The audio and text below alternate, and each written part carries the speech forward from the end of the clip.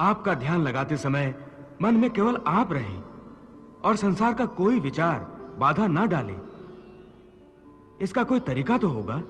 हाँ, एक आसान तरीका तो है, परंतु वो कोई विधि नहीं है, बल्कि एक गुर है, एक योगिक कला है, जिससे ध्यान लगाने में बड़ी सहायता होती है।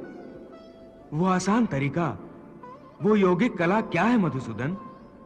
सुनो अर्जुन, संसार के झमेलों से बचने के लिए मनुष्य एकांत में बैठकर मन को प्रभु के ध्यान में लगाए, क्योंकि एकांत में मनुष्य अपने भीतर झांक सकता है। इसी आत्मा से संपर्क ही प्रभु से मिलन का पहला चरण है। इसलिए हे अर्जुन, जो मुझसे मिलन चाहता है उसे सबसे पहले अपने अंतर में ही झांकना चाहिए,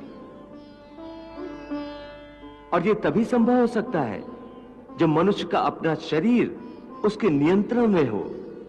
यदि देह काबू में ना हो तो मनुष्य को ध्यान लगाने का उद्देश्य नहीं मिल पाएगा।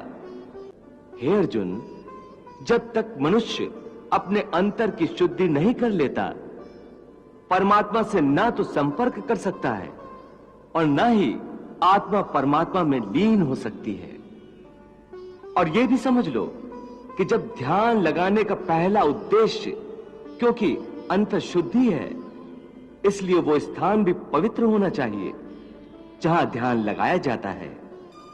परंतु वो मनुष्य मुझ में ध्यान नहीं लगा सकेगा जिसके जीवन में संतुलन ना हो।